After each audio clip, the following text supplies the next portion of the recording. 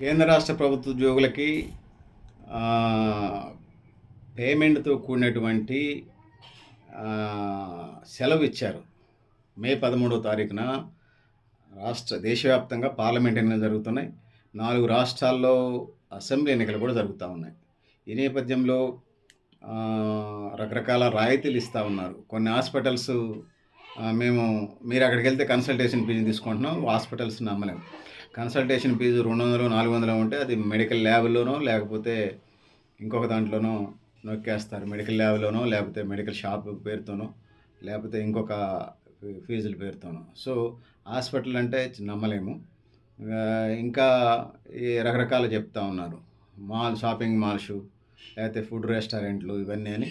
Private కంపెనీలకు అంత బాధ్యత లేదు అనేది ఇక్కడ చెప్పదలుచుకున్నాను. వీళ్ళు ఓటు వేయడానికి వాళ్ళు ఎందుకు రాయితీలు ఇవ్వాలో అర్థం కాదు. అంటే నిజంగా 100% అంటే గ్రామీణ ప్రాంతాల్లో 90% పైగా ఫోల్ అవుతూ ఉన్నది. మరి పట్టణ ప్రాంతాల్లో 100కి 50 నుంచి 80% మధ్య మనకి కనపడతా ఉన్నది. సో ప్రధానంగా ఈ పరిస్థితికి అనేక కారణాలు ఉన్నాయనేది మనం చెప్పుకోవచ్చు. సంవత్సరం వచ్చి 77 ఏళ్ళు కలిసిన ఇది 17 లోక్సభ ఎన్నికలు జరిగి 18లోకి పోయినా సో ఈ విధంగా ఉన్నది. సో చేతి మీద ఏదైతే ఉన్నదో సిరా చొక్కుంటేనే అది పెయిడ్ హాలిడేగా ఇవ్వాలి. ఓటైన వాళ్ళకి మంచిదే. ఇది హాలిడే ఇచ్చి శాలరీ ఇచ్చి ఓటేయకపోతే వాళ్ళకి హాలిడే లేకుండా వాళ్ళ సెలవు హాలిడే రద్దు చేయాలి, ప్లస్ ఆ ఇచ్చే శాలరీ కూడా రద్దు చేయాలి. ఇది మంచి పద్ధతి ప్రభుత్వం తీసుకున్నాను నేను, దాన్ని నేనేం కాదంటలేదులే. కానీ లాస్ ఆఫ్ పేగా అంటే ఒకవేళ ఆ రోజు ఓటేయకపోతే చేతి మీద లోకల్ ఆఫీసులు ఏ ఆఫీస్ సంబంధించి వాళ్ళు ఖచ్చితంగా చూపించాలి. లేకపోతే అది సెలవు అతను పర్సనల్గా పెట్టుకున్నట్టుగా పెయిడ్ పేమెంట్ లేకుండా చూసే విధంగా ఉండాలి. సో దాన్ని ఖచ్చితంగా ఏళ్ళ మీద సిరా చుక్కని చూడాల్సిన బాధ్యత ఆయా లోకల్ ఆఫీసుల మీద ఉన్నదనే తెలియజేస్తున్నాను. మాల్స్, హోటల్స్, పెట్రోల్ బంకులు, డీజిల్ బంకులు, ఇతర వాటికి డిస్కౌంట్లు వాళ్ళు ఎందుకు ఇవ్వాలి? వీళ్ళు ఓట్లు వేయడానికి మీకు నచ్చినటువంటి అభ్యర్థిని ఓటేసుకోండి. భారత రాజ్యాంగం ప్రకారం అంబేద్కర్ రాసినటువంటిది కులాలకు, మతాలకు, ప్రాంతాలకు అన్నిటికీ అతీతంగా స్త్రీ పురుషులకు లింగ వివక్షత లేకుండా అందరికీ ఏదో కొద్దిగా మానసిక స్థిమిత లేని వాళ్ళు, విదేశీయులు, టెర్రరిస్టులు వాళ్ళని పక్కన పెట్టేశారు. వాళ్ళకి ఓట్లు లేదు. మిగతా వాళ్ళందరికీ కూడా ఇచ్చారు.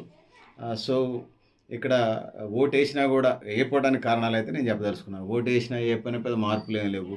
అవినీతి, ఆశ్రితపక్షపాతం, రాగద్వేషాలు, కులాలు, మతాలు, ప్రాంతాల పేరుతో ఈ దేశాన్ని దాదాపు 77 సంవత్సరాలు వచ్చినా అభివృద్ధి చేయలేదు. కాబట్టి ఆ విధంగా ఓటింగ్ సరళ మీద ఇంట్రెస్ట్ ఉన్నది. జనం వచ్చినప్పుడు అంతమందిలో నిలబడేమే చేస్తామని చెప్పేసి. సో అమెరికా లెవెల్కి మనం వెళ్ళాలంటే చాలా రోజులు పట్టేటట్టుగా ఉన్నది. సో అందుకోసం అభ్యర్థి అంటే కేసులు ఉన్నోళ్ళు ఉంటున్నారు, క్రిమినల్స్ ఉంటున్నారు, మర్డర్ కేసులు, రేప్ కేసులు, రాబారీ కేసులు, భూ కబ్జా కేసులు ఉన్నటువంటి వాళ్ళు ఎమ్మెల్యేలుగా, ఎంపీలుగా పోటీ చేస్తున్నారు. వీటన్నిటి మీద విరక్తి కూడా ఓటర్లు రాకపోవడానికి కారణం మళ్ళీ బాగా ఎండలైతే ఎండాకాలం అని, వర్షాలు వస్తే వానలని, అంతమంది లైన్లో నిలబడి ఓటేయటం నామోషి. ముఖ్యంగా పట్టణ ప్రాంతాల్లో అదొక హాలిడే లాగా వాళ్ళు సెల్ఫ్ డిక్లేర్ చేసుకుంటున్నారు. సో ఇవన్నీ పరిస్థితులు లాగున్నాయి. ఖచ్చితంగా ఓటు వేయడం వల్ల ప్రజలకు మంచి పరిపాలన జరుగుతుంది, ప్రజల ప్రయోజనం జరుగుతుంది అనిపిస్తే ఖచ్చితంగా వస్తారు. ఈ పైనిచ్చే తాయిలాల వల్లనే ఓటింగ్ సరళ పెరిగిద్దంటే ఏదో అట్లా ప్రయత్నాలు చేస్తుంటారు. దాన్ని ఎవరు కాదని లేరులే, కానీ వద్దని కూడా మనం. సో ఏదేమైనప్పటికీ కూడా మౌలికమైనటువంటి మార్పులు వచ్చినప్పుడు మాత్రమే ఓటింగ్ యొక్క ఉపయోగాలు జరుగుతాయని తెలియజేస్తా ఉన్నాను. నేను గరిడేపల్లి సత్యనారాయణ, న్యూ లక్ష్య ఆర్గనైజేషన్. థ్యాంక్ యూ అన్నారు.